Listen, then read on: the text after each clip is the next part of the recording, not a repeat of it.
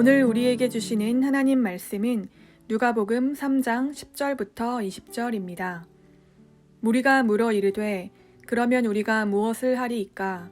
대답하여 이르되 옷 두 벌 있는 자는 옷 없는 자에게 나눠줄 것이요 먹을 것이 있는 자도 그렇게 할 것이니라 하고 세리들도 세례를 받고자 하여 와서 이르되 선생이여 우리는 무엇을 하리이까 하매 이르되 부과된 것 외에는 거두지 말라 하고 군인들도 물어 이르되 우리는 무엇을 하리이까 하매 이르되 사람에게서 강탈하지 말며 거짓으로 고발하지 말고 받는 급료를 족한 줄로 알라 하니라. 백성들이 바라고 기다림으로 모든 사람들이 요한을 혹 그리스도신가 심중에 생각하니 요한이 모든 사람에게 대답하여 이르되 나는 물로 너희에게 세례를 베풀거니와 나보다 능력이 많으신 이가 오시나니 나는 그의 신발끈을 풀기도 감당하지 못하겠노라. 그는 성령과 불로 너희에게 세례를 베푸실 것이요 손에 키를 들고 자기의 타작 마당을 정하게 하사 알곡은 모아 곳간에 들이고 쭉정이는 꺼지지 않는 불에 태우시리라. 또 그 밖에 여러 가지로 권하여 백성에게 좋은 소식을 전하였으나 분봉왕 헤롯은 그의 동생의 아내 헤로디아의 일과 또 자기가 행한 모든 악한 일로 말미암아 요한에게 책망을 받고 그 위에 한 가지 악을 더하여 요한을 옥에 가두니라.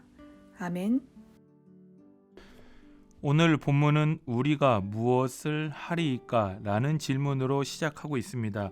세례 요한에게 무시무시한 경고를 듣고 난 후에 무리들이 보인 반응은 우리가 무엇을 해야 합니까? 라는 질문이었습니다.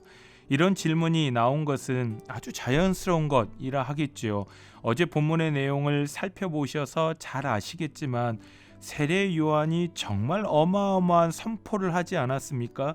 삶 속에 회개의 열매는 없으면서 주야장천 형식만 붙들고 있는 무리들을 향하여 독사의 자식들아 라고 책망하며 거침없이 하나님의 뜻을 퍼부었습니다. 심지어 세례 요한은 이스라엘 백성들이 그토록 굳건하게 붙잡고 있었던 신앙의 근간이 되는 선민 사상을 무참하게 무너뜨려 버리지요. 그 혈통과 전통만 믿고 끝까지 회개에 합당한 열매를 맺지 않는다면 너희는 절대로 장차 올 진노를 피하지 못할 것이다 라고 책망한 것입니다. 그리고 계속 그렇게 살면 너희는 결국에 도끼에 찍혀 불에 던지게 되리라는 무시무시한 저주 섞인 경고의 메시지를 들었으니 이런 질문을 하는 것은 아주 자연스러운 것이다 라고 할 수 있겠습니다. 이제 본문 11절부터 세례 요한은 회개에 합당한 열매가 무엇인지 구체적인 사례를 들며 대답하는데 그 내용이 저는 개인적으로 조금 의외였습니다. 우리 성도님들은 뜨겁게 회개하고 나면 어떤 결심을 하십니까? 대부분 예배를 더 열심히 드려야지, 더 신령과 진정으로 드려야지, 기도의 시간을 늘려야지와 같은 영적인 영역을 생각할 것 같은데 세례 요한은 지극히 일상적인 삶의 영역을 통해 하나님의 백성들이 맺어야 할 회개의 열매들에 대해서 말을 하더라라는 것입니다. 11절을 보면 먼저 무리에게 말하지요. 옷이 두 벌 있느냐? 그렇다면 옷 없는 자에게 나눠주라 라는 것입니다. 먹을 것이 있느냐? 그러면 너 혼자 먹지 말고 나눠주라 라고 말씀하지요. 개역개정 성경은 여기서의 단어를 단순히 옷으로 번역하고 있지만 여기에 나오는 헬라어 단어의 뜻은 속옷입니다. 지금도 그렇지만 그 시대에 속옷이 없다라는 것은 기초 생활도 되지 않을 정도의 어려운 삶을 살아가고 있다는 것을 의미하는 것이겠죠. 하나님의 백성들은 이러한 사람이 보이면 절대로 그저 지나치지 말고 벗어주고 나눠주라 라는 것입니다. 지금 속옷이 많아서 나눠주는 것이 아닙니다. 나눠주는 사람도 고작 해야 두 벌이지 않습니까? 지금 내가 부유해서 여유 있어서 나눠주라 라는 것이 아니라 이제 내가 하나님의 백성답게 살겠습니다 라고 고백한 사람이라면, 회개의 은혜를 경험한 사람이라면 이러한 삶의 양식을 가지고 살아야 한다라는 것입니다. 이 말을 듣고 의외의 사람들이 세례 요한에게 나아오지요. 12절입니다. 세리들이 나와 동일한 질문을 합니다. 우리는 무엇을 해야 합니까? 라고요. 그랬더니 세례 요한이 말하기를 부과된 것 외에는 더 거두지 말아라 라고 명령합니다. 대부분의 세리들은 자신들의 이득을 취하기 위해 로마에 100을 바쳐야 하면 150을 거두는 겁니다. 200을 거두는 거죠. 결국에 자신의 이득을 위해 사람들의 피눈물을 짜내던 사람이 세리이지 않습니까? 이렇게 사는 건 그들의 일반적인 생활 방식입니다. 너도 나도 대부분의 세리들이 다 이렇게 살고 있는데 세례 요한이 말하는 겁니다. 하나님 앞에 너희도 회개했느냐라고, 그 회개의 은혜를 경험했느냐라고. 그러면 부과된 것 외에 더 거두지 말라라는 것입니다. 이후에 군인들이 또 나오지요. 그러면서 말합니다. 우리는 무엇을 해야 합니까? 그러자 세례 요한이 동일한 관점으로 이야기합니다.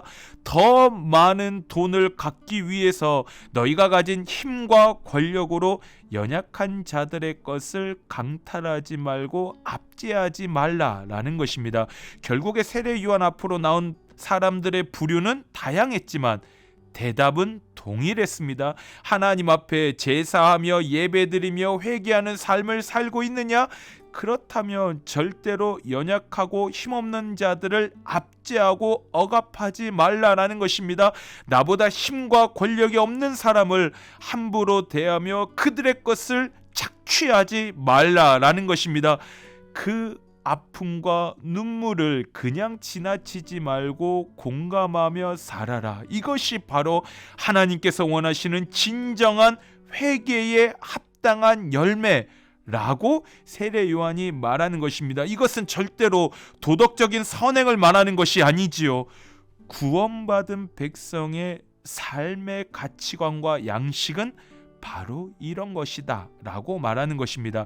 지금 세례 요한이 선포한 이 가치는 비단 세례 요한 개인의 메시지가 아니라 누가복음 전체를 끌고 가는 핵심 신학입니다. 사복음서는 모두 다 연약한 자, 소외받은 자, 사회적으로 지위가 낮고 천한 직업을 가진 사람들에게 관심이 많습니다. 그 중에 유독 누가복음은 더 그러하다라는 거죠. 누가는 누가복음 전체를 통해서 말하고 있습니다. 내가 회개를 통해 죄 용서받고 하나님의 백성답게 살겠습니다 라는 고백이 어떻게 증명되느냐? 바로 연약하고 힘없는 사람들을 대하는 그 삶을 통해서 너무나 명확하게 드러나고 증명된다라는 것입니다. 어쩌면 우리는 이러한 관점이 신약 시대에 들어오면서 세례 요한을 통해 새롭게 선포된 관점으로 생각할 수 있겠지만 절대 그렇지 않습니다. 이 가치관은, 이 선포는 구약에서부터 동일하게 계속적으로 말씀되고 선포되어져 온 가치관이었다라는 것입니다. 성경에서 회개라는 말을 검색해 보면 압도적으로 신약에서 많이 사용됩니다. 우리 개역개정 성경을 기준으로 하면 구약에서 회개라는 단어가 쓰인 것은 5번 미만입니다. 그러면 구약에는 회개가 없느냐? 아니지요. 너무 많아도 너무 많습니다. 대신 회개라는 용어 대신에 다른 표현을 사용합니다. 바로 여호와께 돌아오라. 악한 길에서, 악한 행위에서 떠나서 돌아오라, 악에서 돌이키라 와 같은 말로 선지자들은 회개를 촉구하고 표현했더라라는 것입니다.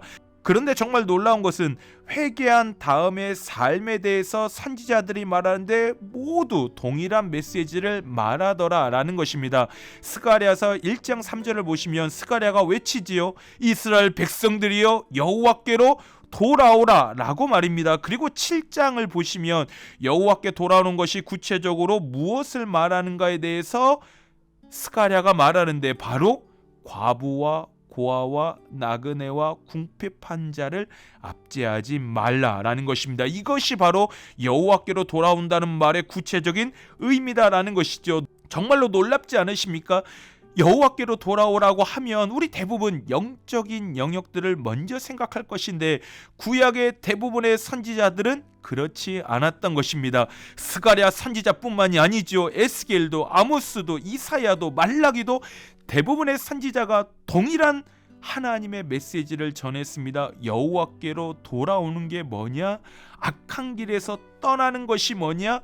이웃들 사이에 정의를 행하며 이방인과 고아와 과부를 압제하지 아니하며 무지한 자의 피를 흘리지 아니하는 것, 그들을 착취하거나 억압하지 아니하는 것, 그것이 바로 여호와께로 돌아온다는 것의 참된 삶이다라는 것입니다. 사실 주후 1세기를 살아가는 사람들에게 있어 상류층에 있는 사람들은요, 더 높은 계급에 있는 사람들은 연약한 사람들을 함부로 대하는 것, 이건 죄로도 생각하지 않았던 그런 시대였습니다. 힘이 있는 자들이 행할 수 있는 당연한 권리로 생각한 것이죠. 그래서 이 시대에 회개에 합당한 열매를 맺으며 사는 것은 정말로 힘든 세상이었다라는 것입니다. 이런 세상을 살아갈 때 우리에게 필요한 것이 무엇이겠습니까? 저는 이때 바로 주님의 은혜가 필요하다라고 생각합니다. 우리 왜 예배를 열정적으로 드리고 뜨겁게 기도할까요? 예배 가운데 주님의 은혜가 있기 때문입니다. 기도하면 세상보다는 하나님의 뜻을 바라보게 되고 그 뜻대로 살아갈 수 있는 힘을 얻기 때문이죠. 그래서 오늘 본문에서도 세례 요한이 말하지 않습니까? 내 뒤에 오시는 분이 계신다. 근데 그분은 나보다 능력이 많으셔서 나는 그의 신발끈 풀기도 감당하지 못하고 그는 성령과 불로 너희에게 세례를 베푸실 것이다 라고 말입니다. 마치 불이 모든 것을 태우듯이 예수 그리스도의 은혜가 있는 그곳에는, 그 예배의 자리는, 그 기도의 자리는 세상의 가치관과 나의 욕망은 사라지고요, 오직 주님의 뜻으로 충만해져서 세상의 관습과 가치관을 거슬러 하나님께서 원하시는 회개에 합당한 열매를 풍성하게 맺으며 살아갈 수 있는 힘을 그곳에서 얻을 수 있다라는 것입니다. 공급받는다라는 것입니다. 오직 우리 주의 은혜가 있는 곳, 그곳에 거할 때 우리는 이 세상의 풍조를 따라가지 않고 하나님 원하시는 뜻 가운데 설 수 있다라는 것입니다. 우리 성도님들은 어떠한 열매를 맺어가며 살아가고 계십니까? 혹시 세례 요한이 책망하고 있는 것처럼 형식만 남은 신앙이시지는 않으신가요? 마태복음 12장 23절은 분명하게 말씀하십니다. 그 열매로 나무를 안다 라고 말입니다.